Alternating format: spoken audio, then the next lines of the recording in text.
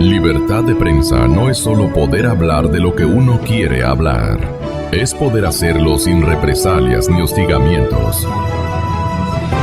Pablo Lucio, que es un experto en materia económica, ¿cuál va a ser el posconflicto económico y ético, si se quiere, en los próximos meses y años tras la aplicación de este acuerdo de paz al que naturalmente nosotros saludamos, pero dudamos de su cumplimiento efectivo? Nuestro primer invitado al estudio, Pablo Lucio Paredes, nos dirá su verdad y su lectura. Muy buenos días, Pablo. Muy buenos días, Gonzalo, y a la gente que nos escucha. Creo que siempre es bueno cada cierto tiempo recordar que uno lo que hace es tratar de compartir de la mejor buena fe lo que uno piensa sobre los temas económicos, y que siempre lo hacemos como ecuatorianos, es decir, estando todos en el mismo barco. Lo que queremos es que el barco del país vaya mejor, porque es el barco de todos. Y eso lo hago yo desde mi posición personal, también lo hago ahora como decano de la Escuela de Economía de la Universidad de San Francisco, pero digamos siempre hay esa buena fe detrás de todo lo que nosotros, unos y otros, decimos. La verdad es que a mí, tú sabes, Gonzalo, no me gusta hablar de lo que no sé. Hay gente que habla de todo, yo hablo de las cosas que sé, que no son muchas, pero son algunas. Y realmente sobre el tema de los impactos, de lo que pasará en Colombia y los impactos en el Ecuador, yo creo que para eso están los diplomáticos que conocen mejor de esto. Creo que ayer estuviste, por lo que acabas de decir, con Francisco. No, hoy va a venir. Hoy viene Francisco, perdón. Que había ayer refería su punto de vista de Francisco de algún lado. Al diario El Comercio. No, me parece muy bien que venga Francisco. Creo que los estrategas, los militares, mucha gente conoce mucho mejor esos temas, ¿no? Yo voy a mencionar algo simplemente de sentido común y nada más, porque no conozco más del tema. Es que me imagino que un proceso de paz es siempre una cosa complicada. El propio presidente Santos, a los que le han criticado por el acuerdo de paz, lo que él dice es que obviamente no es un acuerdo perfecto, porque los acuerdos perfectos no se logran, ¿no? Hay gente que dice, sobre todo por el lado del expresidente Uribe, que no es posible la impunidad, que los que cometieron crímenes durante estos 50 años tienen que ser sancionados, y que la sanción no puede ser solo trabajos civiles, trabajos sociales. Pero frente a eso, lo que dice el presidente Santos es, como ustedes comprenderán, el que se sienta a una mesa de negociación no firma al final diciendo, bueno, yo me voy a ir preso, ¿no? Sino dice, yo firmo para protegerme, ¿no?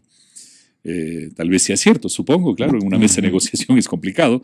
Entonces él dice, mira, hemos negociado lo mejor que se ha podido.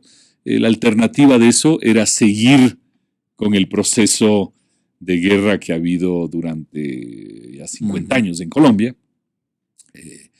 Por el lado, en cambio, el presidente Uribe, lo que ellos dicen, lo que pasa es que ya les teníamos derrotadas a las FARC y otros movimientos, y el haberles sentado en la mesa de negociación les ha fortalecido, les ha dado aire que ya lo estaban perdiendo militarmente, y se les ha fortalecido, y ahora en la mesa de negociación ellos han sacado una serie de ventajas que si se hubiera seguido fuertemente con el tema militar no hubieran tenido esas ventajas, ¿no?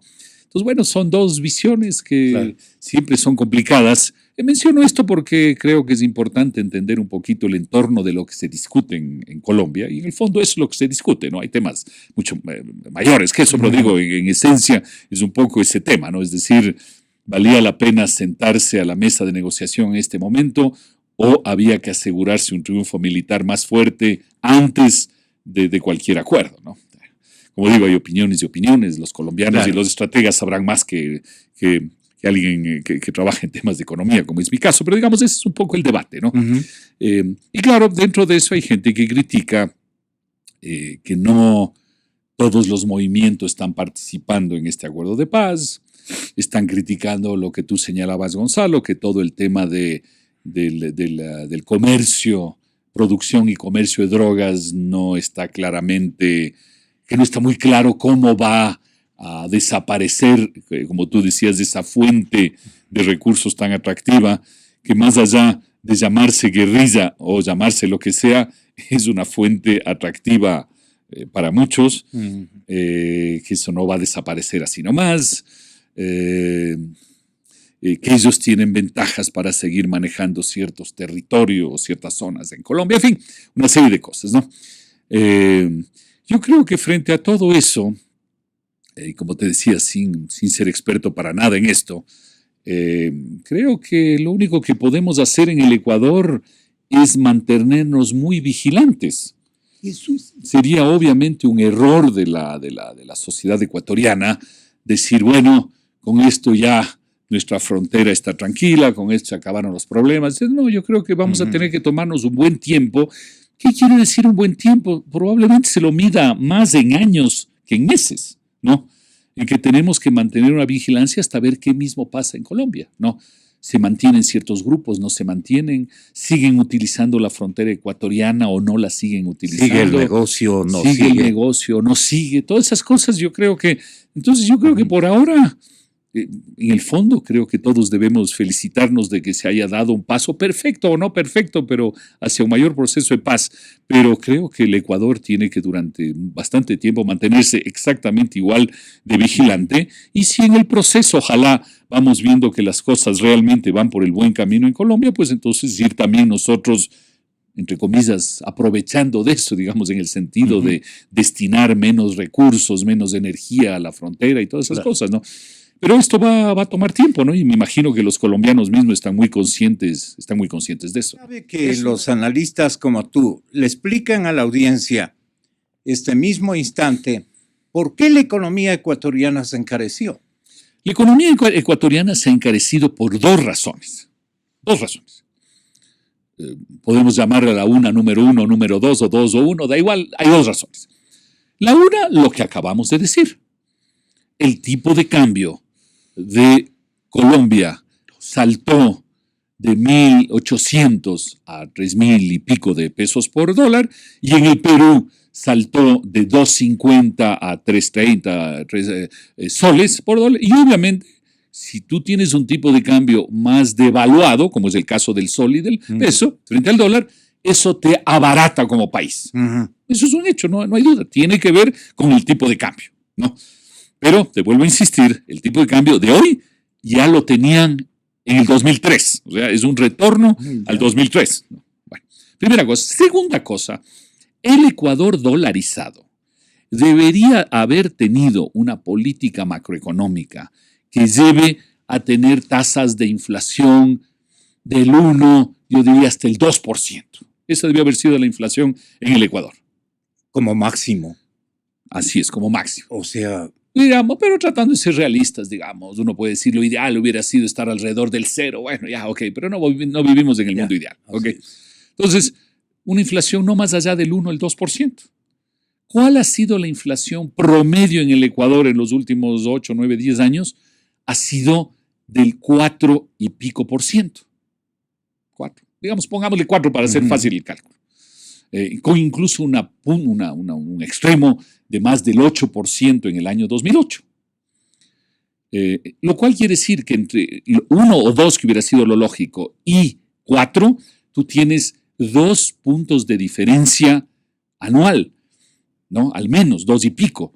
Eso en 10 años, 2 y pico no parece mucho, pero 2 y pico acumulado durante 10 años te da una diferencia de más del 25%. Entonces, el Ecuador también se ha encarecido porque hemos tenido una inflación demasiado alta en el país. ¿Y a qué se debe a eso? Exactamente. ¿Y a qué se debe eso? Eso se debe a la política económica del gobierno. Sí, el gobierno dirá que se debe a factores externos y una serie de cosas. No, se debe en gran medida a la política económica del gobierno, que como ha tratado de meter, y eso lo sabemos, ha tratado de meter toda la plata que puede, que ha podido en la economía durante 10 años, toda la plata del petróleo, plata de deuda, plata de los bancos, plata de todo, ¿no es cierto? Ha tratado de meter en la economía, entonces le ha empujado a la economía, y cuando tú empujas en exceso a la economía, inevitablemente... ¿Qué significa empujar la economía? Eso, meterle darle plata, una liquidez. Claro, meterle plata por todos lados para que se mueva, ¿no? Para que la economía se mueva. Y entonces, cuando tú metes una gran cantidad de dinero en la economía, tratando de empujarla, ese dinero, digamos así, se va por 3 caminos. ¿Ok? Primer camino, crecimiento económico. Claro, si tú empujas, hay crecimiento económico. Sin embargo, hemos visto en estos años que a pesar de lo que se ha empujado, el crecimiento económico ha sido el mismo del pasado, ¿no? El Ecuador ha crecido alrededor del 4 o menos incluso, ni mejor ni peor que el pasado, digamos igual, ¿no? A pesar de la cantidad de dinero que le metiste.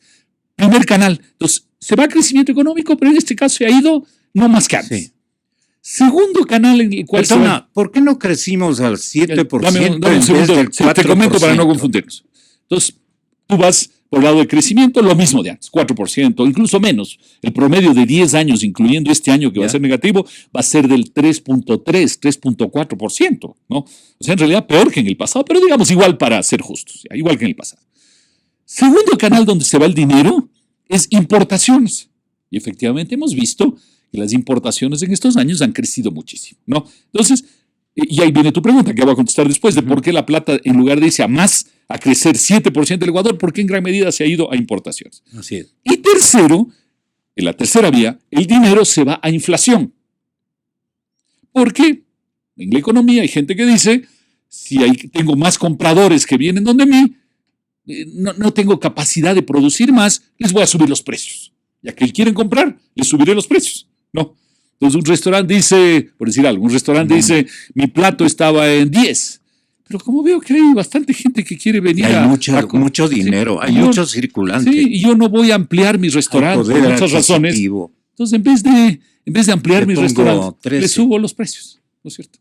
Ese 25%, entre 20 y 30% que los precios han subido más allá de lo razonable, ¿no? Entonces, la gente hace eso, todos los precios suben. Entonces, ese exceso de dinero que el gobierno ha metido en la economía se va a crecimiento económico, no tanto, a importaciones mucho y a exceso de inflación también.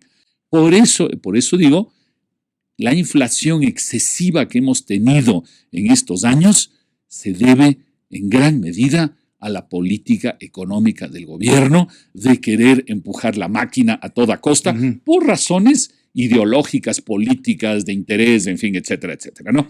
Entonces, esa es la razón por la cual el Ecuador se ha encarecido alrededor de un 25% más. Entonces, esa es otra razón de por qué el Ecuador también está más caro que los otros países. Tiene que ver con la devaluación de las monedas y tiene que ver con la política de gobierno. El doctor Manuel Vivanco, que es miembro del Consejo Directivo. Así es. Un hombre muy estudioso de la situación. Sin duda. Perseverante o permanente de la crisis de la institución. Está en la línea telefónica y sería bueno que ustedes compartan las impresiones que tienen de la lectura que acaba de elaborar el señor Richard Espinosa, porque él dirá, les mentí adecuadamente y bueno, así están las cosas, dice Manuel. Muy buenos días. Con Pablo le estamos escuchando. Buenos días, Gonzalo. Buenos días a las personas que están en el panel. Le está saludando Pablo Lucio este momentito. Buenos días, buenos días. Bueno, mire, yo lo que veo es que hay una confusión bien grave de las diferentes operaciones financieras que la institución está llevando a cabo. Preocupante. Porque desde el punto de vista financiero, si un banco como el BIES va al exterior a obtener una línea de crédito o a través de un fideicomiso, de una titularización, empaqueta una cartera hipotecaria de la muy buena que tiene el Banco del Seguro Social y la negocia en un mercado de valores abierto, tanto del Ecuador como del exterior, no habría problema. Esa es una operación típica de un banco. Acá lo grave es que es el Instituto Ecuatoriano de Seguridad Social que sale a buscar recursos porque se quedó sin liquidez. porque pasó un monto demasiado alto al gobierno central a través de certificados de tesorería primero, bonos del Estado después, y el gobierno central chupó, absorbió, se comió, como quiera decirse, demasiada liquidez que tenía por objeto también otros destinos como hospitales, como mejorar la infraestructura, como mejorar en general las prestaciones del Seguro Social. Y la tercera parte que complica aún más es la explicación que el señor presidente del Consejo Directivo del IES, que es uno de los 3 miembros del Consejo Directivo tripartito y paritario, que muchas veces nos olvidamos que es así, informa que se ha ido a comprar equipos y que esos equipos vienen financiados con crédito de un grupo de bancos que se han unido para financiar esta compra. Entonces la pregunta allí es, primero, hay varias preguntas. La primera es, ¿un presidente de un consejo directivo tiene la facultad de un gerente general del BIES o de un director general que puede ir a comprar? Segunda, ¿ha habido un proceso de licitación, de compra, de oposición, de acuerdo con las leyes ecuatorianas para comprar un equipo? Porque no porque sea seguro social puede estar uno exento de todas estas legalidades que hay que cubrir. Y tercero, ¿con qué autorización se fue a comprar alguien que legalmente no representa legalmente a la institución ni administrativamente? Porque el Consejo Directivo del BIES es exclusivamente para 2 objetos. Es para legislar y para fiscalizar. Es como que un miembro de la Asamblea Nacional fuera a comprar los helicópteros DRUB o algo parecido.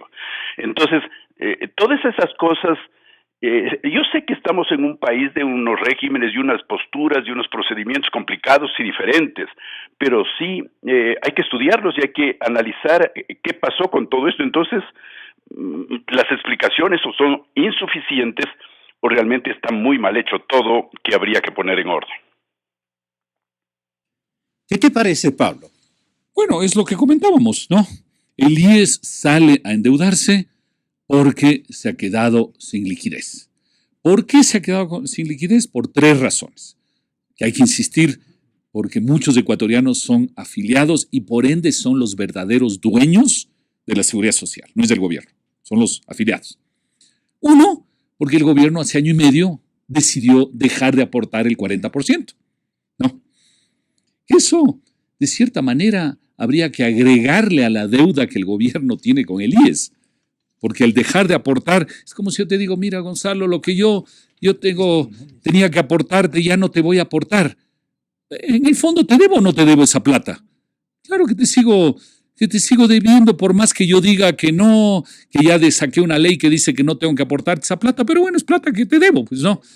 Y eso creo que sumaría, desde inicios del año pasado hasta ahora, probablemente sumaría unos 3,000 millones de dólares, una cosa por el estilo. Primera razón, el gobierno ya no aporta el 40%.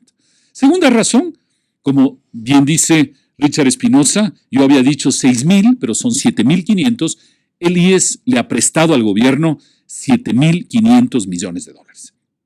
Y hay un tercer elemento que creo que los afiliados al IES deben preguntarle al gerente del Banco Central cuando haya la oportunidad. Obviamente no hay muchas oportunidades porque no van pues fácilmente los miembros del gobierno a ningún lado para conversar, lo cual es muy malo para la sociedad, que el gobierno decida que no conversa con nadie. Así es. Pero una pregunta que hay que hacerle, hablando del tema específico del IES, al gerente del Banco Central es, los 4,000 millones de dólares que usted prestó al gobierno en este último año, Sí. más o menos, un año y pico, ¿de dónde salió esa plata?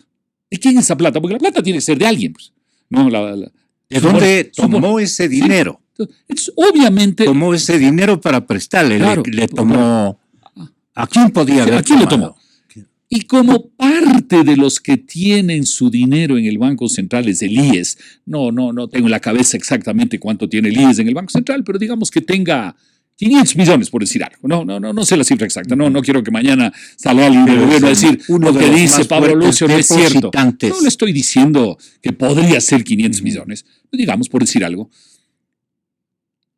Me imagino yo que tiene que haberse tomado esos 500 millones, por dar una cifra, para prestarle al gobierno, sino de dónde sacó. Es decir, también a través del Banco Central hay plata del IES que está prestada plata al de gobierno. los afiliados. Plata de los afiliados.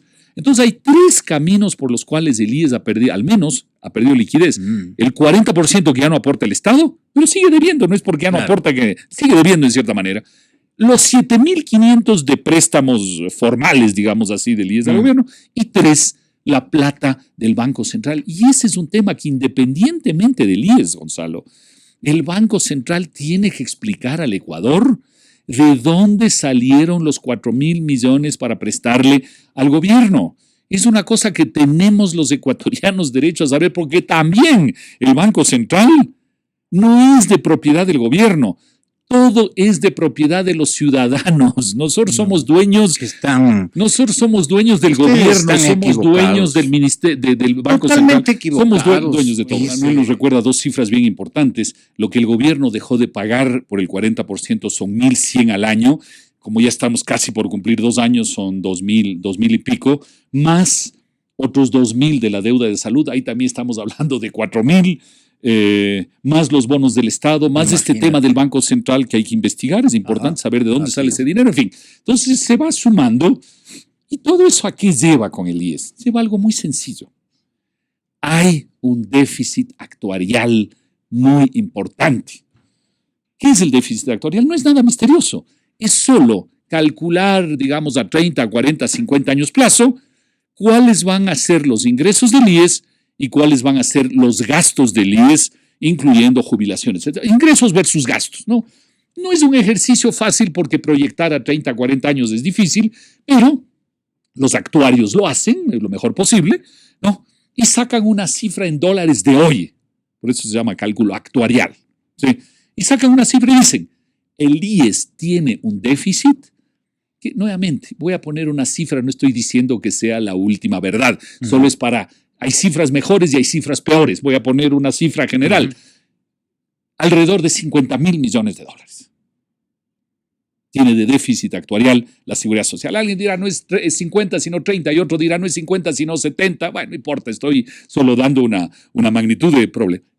Hay una deuda del orden de los 50.000 millones de dólares, que es el hueco futuro de la Seguridad Social, ¿no? Entre los ingresos y los gastos que tiene. ¿Quién tiene que poner esos 50.000 millones? Los ciudadanos a través de impuestos, ¿no? Para que el gobierno pueda hacer un aporte a la Seguridad Social, o los propios afiliados aportando más durante su vida, o teniendo que alargar sus años de trabajo para reducir sus años de jubilación. Por ahí va la cosa. O con una jubilación menor, ¿no? Es decir, alguien tiene que cargar con esos 50.000 millones y por eso, cada vez que se toman decisiones que ahondan el déficit actuarial, es una irresponsabilidad mayor con el futuro del Ecuador. No. Es una responsabilidad mayor. Sí. Por eso una de las cosas que debería hacerse en el Ecuador, Gonzalo, y algunos países lo hacen, es coger algo del dinero del petróleo para ir capitalizando ese problema futuro de la seguridad social. Es decir, algo del petróleo vamos a tomar y lo vamos a ir poniendo en un fondo para que se vaya resolviendo ese problema futuro, para que no nos caiga ese problema en el futuro y digamos de ese rato, ¿no? O sea, no podemos simplemente decir, mira, como es un problema 30, 40 años, 50 años, ¿qué importa? No.